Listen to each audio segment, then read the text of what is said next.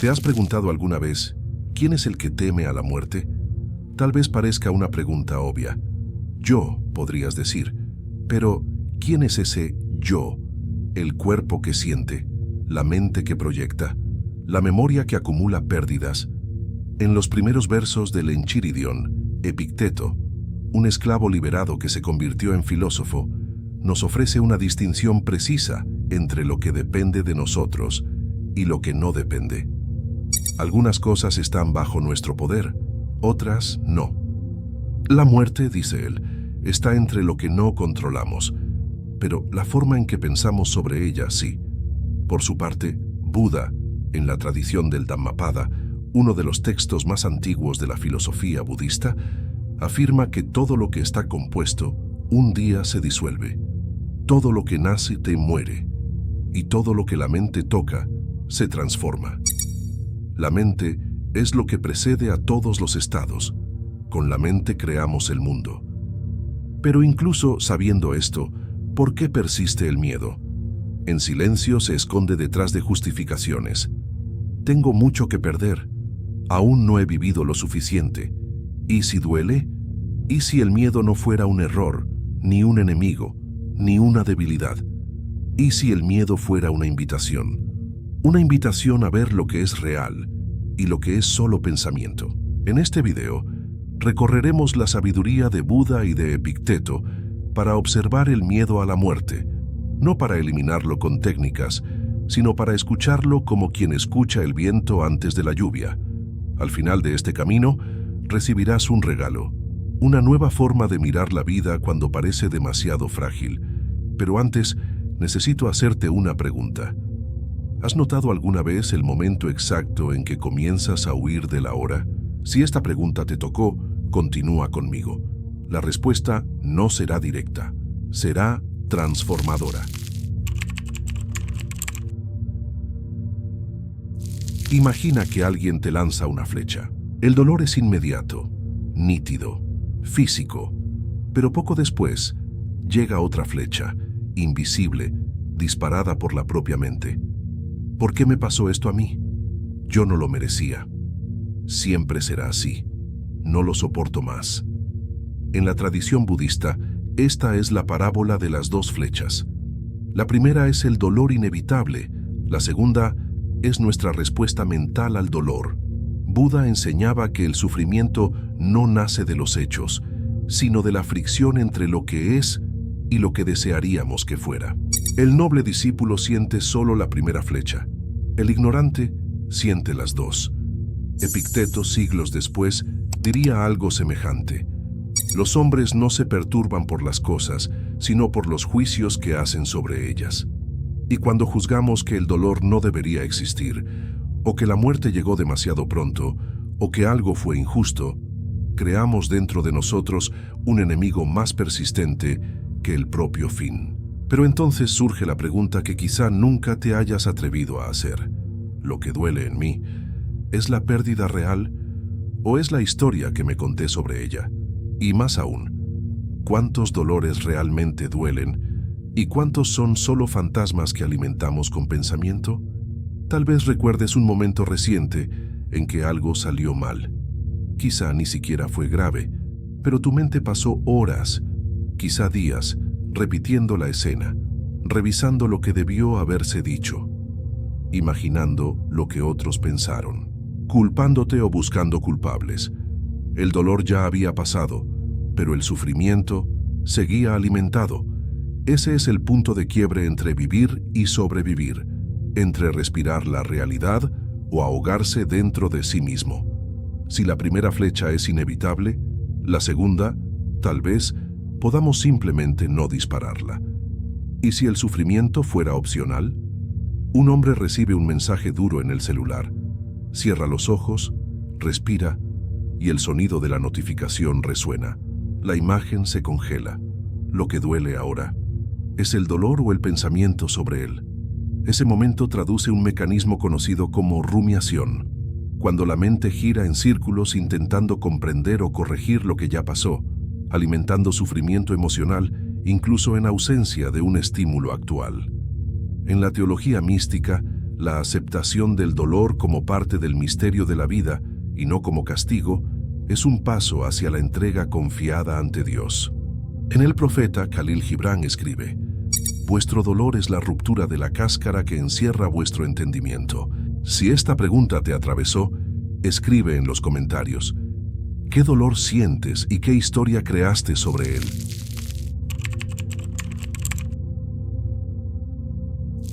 ¿Alguna vez intentaste detener la lluvia? ¿O controlar el momento exacto en que alguien se va? ¿O sostener el tiempo con las manos, como si fuera arena mojada? Epicteto comienza su pequeño manual estoico, el Enchiridión, con una división simple, pero devastadora. Algunas cosas están bajo nuestro poder, otras no. La muerte, dice él, está del lado de lo que no depende de nosotros, así como el cuerpo, la salud, la fama, el tiempo. Pero hay algo que siempre nos pertenece: la forma en que interpretamos los hechos. En el lenguaje estoico, eso se llama prohairesis, la capacidad de elegir cómo responder al mundo, incluso cuando no podemos cambiar el mundo. Imagina que recibes una mala noticia. Llega como un trueno. Pero antes de reaccionar, hay un instante microscópico de libertad. Allí vive la elección. ¿Crees de inmediato en lo que tu mente dice? ¿O primero observas? Epicteto enseña que todo comienza con una fantasía, una impresión, una sensación, y que el error no es sentir. El error es firmar debajo sin leer el contenido. Alguien recibe un diagnóstico médico. La primera reacción es miedo. La segunda, imaginar 1000 desenlaces. Pero ¿y si antes de la tercera llegara el silencio? La pregunta entonces se convierte en, incluso frente a la muerte, ¿hay algo que aún dependa de mí? La respuesta puede parecer extraña, pero es liberadora. Sí, tu modo de estar presente para lo que sucede. No eliges el final, pero puedes elegir la dignidad con que lo atraviesas. No controlas el destino, pero puedes cuidar tu propio juicio. No cambias el mundo, pero puedes cambiar el lugar desde donde lo miras. Y tal vez eso sea lo que llamamos libertad. En psicoterapia llamamos a esto reestructuración cognitiva. Darse cuenta de que el primer pensamiento que surge no siempre es verdadero y que puedes interrumpir el ciclo automático de la reacción. En la teología cristiana, esta distinción resuena en Jesús en Getsemaní. Padre, aparta de mí esta copa, pero que no se haga mi voluntad. La entrega no es pasividad, es lucidez ante lo que sobrepasa la comprensión. En Cartas a Lucilio, Séneca dice: la muerte nos espera en todas partes, por lo tanto, donde quiera que estés, sé el guardián de tu alma. Escribe en los comentarios: ¿qué aún depende de mí, incluso cuando todo parece escapar de mi control?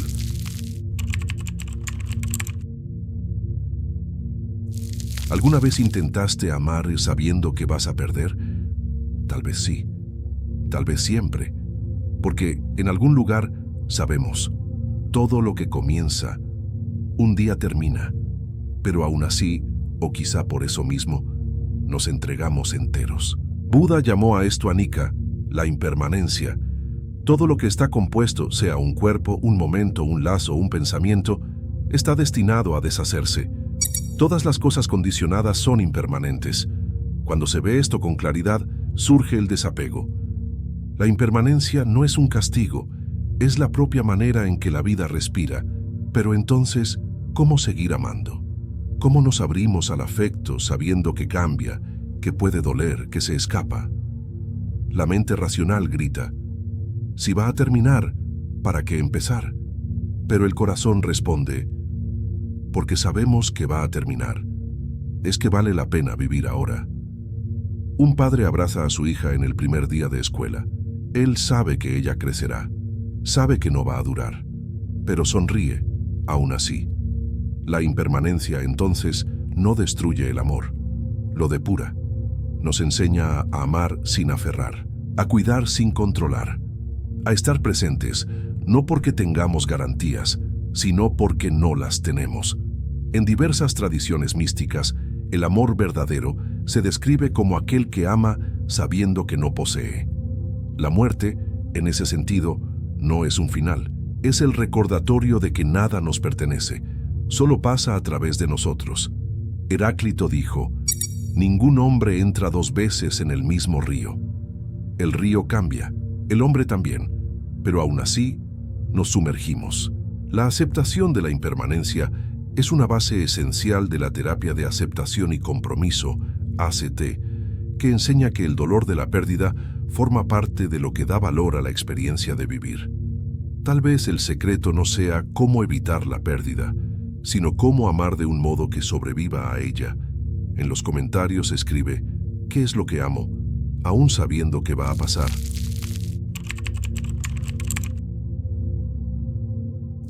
¿Recuerdas la última vez que pensaste en la muerte? Con honestidad. No como tragedia, no como estadística, sino como posibilidad real, próxima, íntima, tuya. En el estoicismo existe una práctica conocida como memento mori. Recuerda que vas a morir, no para alimentar el pánico, sino para purificar la mirada. Epicteto decía que la muerte no es el problema es el miedo a la muerte, y que no es la muerte lo que nos impide vivir, sino la ilusión de que tenemos tiempo infinito. En el budismo existe algo aún más directo, Maranasati, la atención plena a la muerte. Buda enseñaba que contemplar la muerte todos los días no nos debilita, nos vuelve vigilantes, presentes, despiertos. Así como una burbuja, así como un relámpago, así es la vida. Efímera, incierta, breve. Pero, ¿por qué resistimos tanto a este recuerdo? Quizá porque revela la verdad más incómoda de todas. Nada nos pertenece, ni siquiera este cuerpo. Te despiertas, revisas el celular, abres el correo, corres al compromiso, y en ningún momento recuerdas que ese día podría haber sido el último, no por drama, sino por realidad. Y entonces perdemos la oportunidad de decir lo que importa, de pedir perdón, de mirar a alguien con presencia, de hacer valer el tiempo que creemos que sobra. Los estudios muestran que la conciencia de la muerte, cuando se integra de forma saludable, está ligada al aumento de la gratitud, la autenticidad y el deseo de vivir con sentido. No se trata de morir, se trata de dejar de posponer la vida. El Eclesiastés dice, mejor ir a la casa donde hay luto que a la casa donde hay fiesta, porque allí está el fin de todos. La muerte educa el corazón, porque revela lo esencial. Montaigne, al escribir sobre la muerte, declara, filosofar es aprender a morir. Y, paradójicamente, quien aprende a morir, aprende a vivir. La pregunta entonces no es, ¿cómo evitar la muerte?, sino ¿qué cambia cuando recuerdas que vas a morir? ¿Acaso comerías diferente? ¿Dirías menos? ¿O dirías más? ¿Prestarías más atención al tacto, al olor, al sonido de las cosas simples? ¿Será que, por primera vez, te entregarías entero a la hora? Comenta, ¿qué en mí despertaría si recordara que la muerte camina conmigo?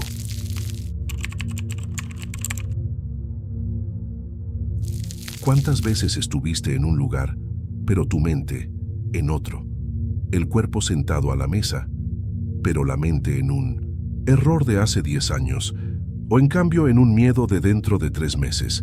Lo que llamamos presente rara vez es habitado. Buda habló de esto con claridad. No vivas en el pasado, no te pierdas en el futuro. Lo que importa es este momento.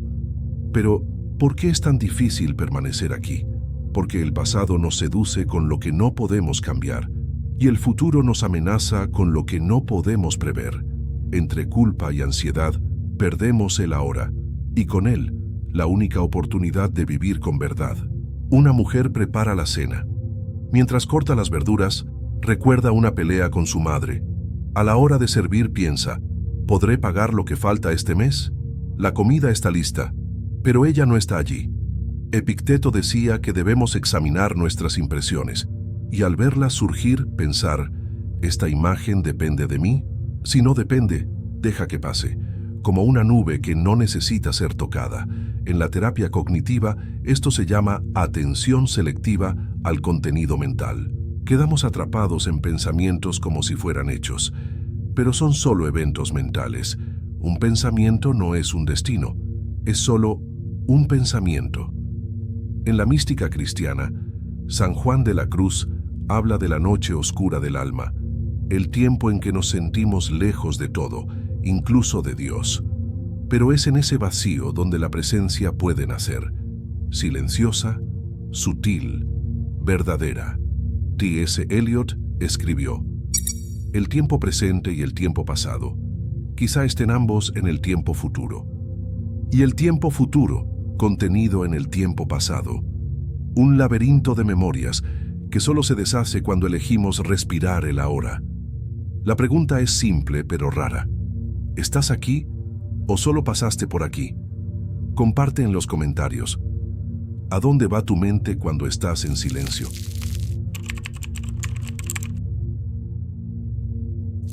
Si todo cambia, si todo pasa, si todo lo que llamas yo está hecho de pensamientos, memorias y sensaciones en constante flujo, ¿quién eres tú al fin y al cabo? Para Buda, no hay un yo fijo, ningún núcleo permanente, ninguna alma inmutable. Hay solo 5 agregados: cuerpo, sensaciones, percepciones, formaciones mentales y conciencia, en constante movimiento. A esta enseñanza se la llama anatta, no yo. El yo es una ficción momentánea, una unión de causas, una narrativa útil, pero no una esencia. Esto no es mío, esto no soy yo, esto no es mi yo. Pero Epicteto, al otro lado del mundo, decía algo diferente. Para él existe un centro interior, la progairesis, una llama firme, capaz de elegir, resistir, observar, un punto de estabilidad, aunque el mundo se derrumbara alrededor. 2 visiones, una disuelve el yo, la otra lo fortalece. Ambas, de algún modo, liberan. Sientes ira, o miedo, o envidia. El impulso es automático, pero en el instante siguiente te preguntas: ¿esto es mío o solo está pasando a través de mí? Y en ese momento, algo se desplaza. Te das cuenta de que no eres el pensamiento, ni la emoción. Eres el espacio donde eso sucede. En la mística cristiana, ese espacio es donde Dios habla. Santa Teresa de Ávila lo llamaba el castillo interior, el lugar donde el alma no se confunde con sus muros. Simone Weil escribe: el alma crece en el espacio entre el impulso y la respuesta. Y quizá ese espacio sea la única libertad real que tenemos. La pregunta entonces no es solo quién soy yo, sino ¿soy aquello que siento o soy la conciencia que observa el sentir? Si no hubiera un yo fijo, ¿cómo existiría el miedo? Y si hubiera un yo firme, ¿por qué se tambalea? Tal vez seamos ambos, viento y roca, río y orilla, pasaje y testigo. Responde en los comentarios: hoy, ¿qué pasó por ti? ¿Pero no eras tú?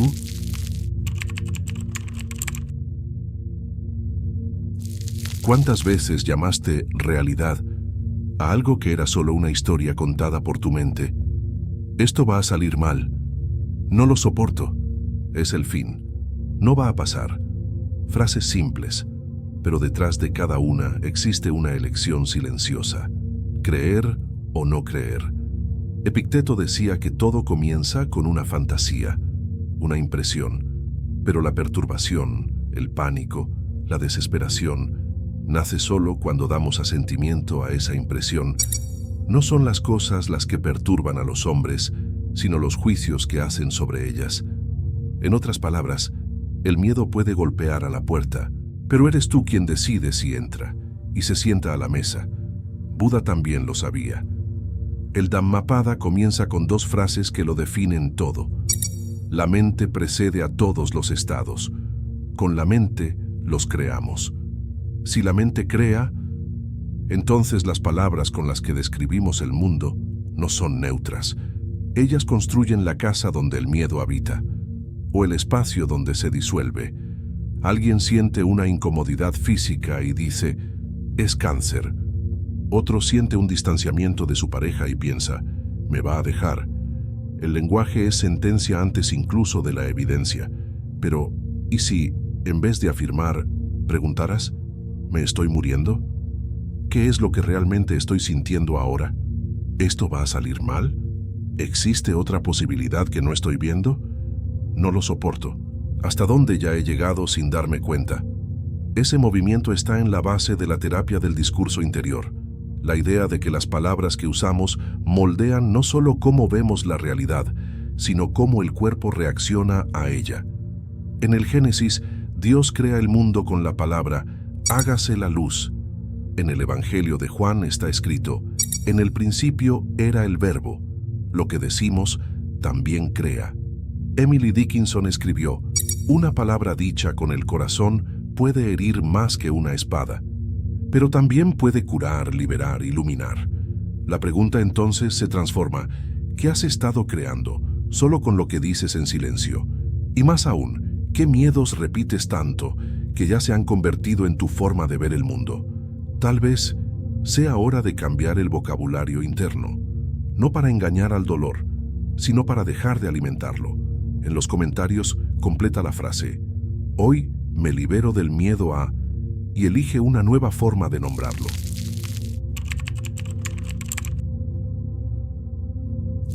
Cuando la vida se tambalea, cuando la muerte se aproxima, cuando todo lo que creíamos empieza a resquebrajarse, algunas respuestas desaparecen, pero ciertas preguntas sobreviven. En la teología, la muerte no es solo fin, es pasaje. En la tradición cristiana, la experiencia de la finitud es muchas veces descrita como una invitación a una fe madura. Ya no la fe que protege del sufrimiento, sino la fe que permanece incluso cuando no entiende. Enséñanos a contar nuestros días para que alcancemos corazón sabio. El tiempo que queda gana densidad, y la vida, cuando se mide en respiraciones conscientes, se vuelve sagrada. En la psicología, la conciencia de la muerte nos confronta con lo que realmente importa. Viktor Frankl, psiquiatra y sobreviviente de un campo de concentración, decía, el ser humano es aquel que decide lo que será, incluso ante las peores circunstancias. La proximidad de la muerte para Frankl no era el fin del sentido, sino su catalizador. ¿Cuántos de nosotros evitamos pensar en la muerte, pero también evitamos vivir plenamente? En la literatura, la muerte es espejo. Dante desciende al infierno para reencontrar el cielo. Kafka ve en el fin un tribunal oscuro, pero también la oportunidad de un despertar. Tolstoy, en La muerte de Iván Ilich, describe el horror de una vida que solo entiende su valor en la última hora. Estas tradiciones no nos dicen qué es la muerte, pero preguntan, ¿qué estás haciendo con el tiempo que se te ha dado? ¿Qué temes perder y qué ya estás perdiendo por miedo? Si murieras mañana, ¿qué dejarías de haber dicho hoy? A veces no necesitamos respuestas definitivas, sino preguntas que nos hagan caminar con más verdad. Tal vez, la sabiduría esté en sostener el misterio y responder a la muerte no con control, sino con presencia lúcida. En los comentarios responde, ¿qué pregunta me acompaña cuando pienso en la muerte? Después de todo, quizá no exista una respuesta final, ni una fórmula, ni un secreto que disuelva el miedo. Tal vez, lo único que nos quede sea el coraje de inclinarnos ante lo que es. La impermanencia no pide nuestra aprobación, simplemente sucede. La muerte no se explica, solo llega. Pero entre el inicio y el fin hay algo que podemos ofrecer: presencia, lucidez, gentileza con el instante. Epicteto decía que el sabio actúa como quien cumple un papel en una obra de teatro que no escribió. Si es breve, que sea bien hecho. Si es largo, que sea digno, pero sobre todo, que sea consciente. No pidas que las cosas sucedan como deseas, sino desea que sucedan como suceden, y vivirás serenamente. Buda diría algo semejante, pero en silencio, con un gesto, una mirada tranquila, una respiración entregada. Así como una vela no arde sin fuego, el ser no vive sin un sentido. Anammapada, interpretación libre. La pregunta final no es cómo evitar la muerte, ni siquiera cómo aceptar la vida, sino quizá algo más íntimo, que ahora puedo acoger, sin querer cambiar.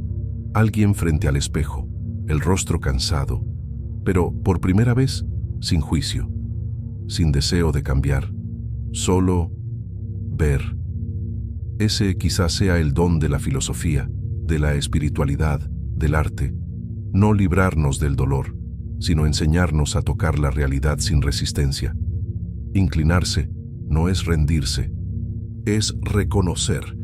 Es inclinarse con reverencia ante lo que es más grande, sin miedo, sin prisa, sin lucha. En los comentarios deja solo una frase. Hoy inclino mi corazón ante... Si llegaste hasta aquí, quizá ya hayas recibido. No una respuesta, sino una nueva forma de ver. No una técnica, sino un silencio más amplio. No un final para el miedo, sino una amistad con el ahora.